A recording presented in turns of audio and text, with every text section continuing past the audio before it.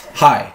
So, if you have or haven't already, you've probably seen my top 10 worst movies of all time. You can check that out. I recently posted that. But enough with the bad. Let's get to the good. These are the top 10 best movies of 2013. These are the ones where I saw and I was just like, that's awesome. I'm putting that on my list. I just want to say two things before we get started. The first thing is, I didn't see all the good movies this year. I haven't seen 12 Years a Slave yet. I haven't seen Fruitvale Station yet. I haven't seen Frozen yet.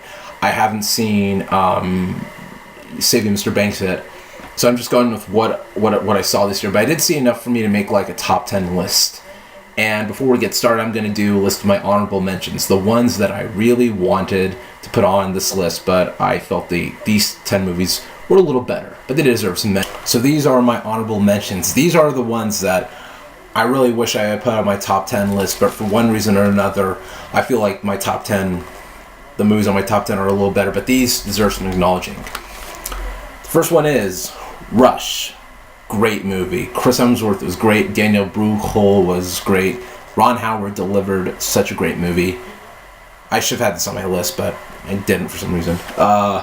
Oz the Great and Powerful. Really underrated movie of 2013. So many people expected it to be exactly like Wizard of Oz, and it just wasn't. And for what it was, I thought it was a really good, really solid movie. Despicable Me 2. Good sequel to the first Despicable Me. First Despicable Me I thought was enjoyable. This one really stepped its game up. Thor the Dark World. Great sequel to the first Thor. This to me felt more like the Thor I grew up with. It had that Thor type of epicness and, awesomeness to it. This Is the End. Hilarious comedy. Just, I loved how self-referential it was. And one more thing. Backstreet's Back, alright. You'll know that when you see the movie. The Wolverine. Great movie, great standalone movie. Hugh Jackman at his best, in my opinion. In terms of Wolverine performances. And last but not least, The World's End. Great ending to the Cornetto trilogy. Hilarious movie. I really love the action scenes. I can't wait to see what Edgar Wright will do with Ant-Man. Alright, so let's get started with my top 10 list. So number 10 is my favorite comedy of the year, Anchorman 2, The Legend Continues. Now, some people are going to argue with that, and I can understand that. It's my list after all, but Anchorman 2, for me, was the best comedy of the year. I couldn't stop laughing at it. It was so funny. The cast really hadn't lost their touch. It was everything that I wanted the Anchorman sequel to be, and in a world where the majority of comedy sequels suck, this one didn't suck. And it was great to see that Anchorman, after all these years, still stayed classy. Now, my number 9 list is my favorite animated movie of the year, and since I haven't seen Frozen yet, my favorite animated movie of the year is Monsters University. When it comes to Pixar movies, especially after Toy Story 3, it just felt like, Pixar just started going downhill a little bit. Like, I hated Cars 2. I did enjoy Brave, though, but I felt a little disappointed. Monsters University, on the other hand, I just felt like, it was Pixar, going back to what we know and love Pixar for being, which is just great for the adults and the kids. And it's just a great, solid movie. It wasn't as good as, the Toy Stories or, the first Monsters, Inc. or, Bug's Life and Nemo for that matter, but it was still really good. And I have it on Blu-ray. I enjoy it that much. Number 8 on the list, it's always tough to top District 9, and this movie wasn't trying to top District 9. It was just it's in its own movie, so that's why I judge it for its own movie. Number 8 is Elysium. Really liked the movie. I really loved Matt Damon. I really loved Charlotte Copley as the villain, and I just really liked how the movie had something to say about healthcare and about immigration and so forth. I like that. That's really cool. Number 7 on the list is Guillermo del Toro's Pacific Rim. Really loved it. It gave me, giant robots and action, and that's all I wanted to see. And just, really blew my mind. I really hope that, Pacific Rim gets a sequel. I feel like, even though it didn't do so well at the box office, it's getting a huge, cult following right now. And I think with every cult following comes a demanded sequel, and I really hope that we get a sequel one of these days. Number 6 is a movie that sort of teaches me to not be a parent, because I hate to suffer through my kids getting disappeared. My number 6 movie is Prisoners. Hugh Jackman and Jake Gyllenhaal were amazing in it. I think they gave some of their best performances ever, and just the rest of the cast is really great. Even Paul Dano, who I'm not a huge fan of, I actually don't like Paul Dano. He's actually pretty good in this movie, and I absolutely liked him in it. I really love Prisoners. I still only get it on Blu-ray, but it's such a great movie. Number 5 is the movie that stars Batman and Miss Congeniality, Gravity. Great movie. Kept me at the edge of my seat the whole time. I really love the 3D. I hope it dominates the Oscars. I really loved it that much.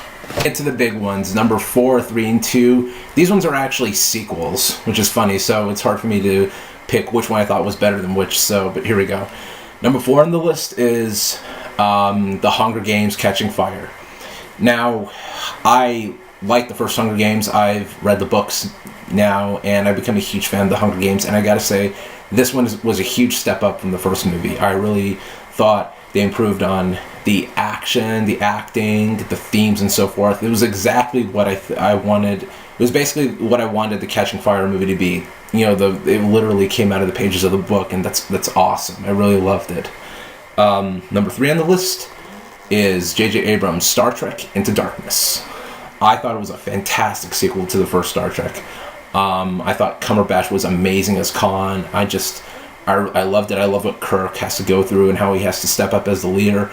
I really loved it. I can't understand why. I will never understand why people hate on this movie. I will never understand that. Number 2 on the list is a great sequel, and I had reviewed it a few weeks ago, and it's still stuck in my mind. Number 2 on the list is The Hobbit: The Desolation of Smaug. Great sequel. A huge improvement over the first Lord of the Rings. I absolutely loved it. This is what I wanted the first Hobbit to be, and I really liked the first Hobbit. And I can't wait to see the Desolation of Smaug again and again and again. Number 1 on the list, interestingly enough, it's a movie that has like mixed results, and this is a movie that to me was what I had wanted this type of movie to always be, but I never quite got it. And this movie kept me excited. It kept me at the edge of my seat. I loved it. The characters were exactly how I always saw them. I will defend this movie. I literally will. To any person who says, "Oh, he's not like that character. It's not like that," I will defend it. My number 1 on the list. Sorry about that. My number 1 on the list is Man of Steel.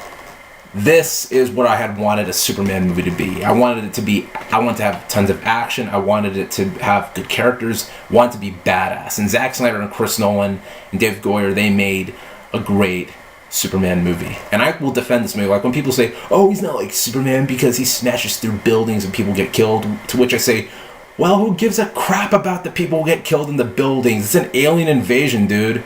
Or like, when someone says, "Oh, Superman wouldn't do that, he's too dark," and so forth. Well, I just say to them, well, this movie takes itself seriously. It's not dark, it just takes itself seriously, and there's a difference between taking yourself seriously and being dark.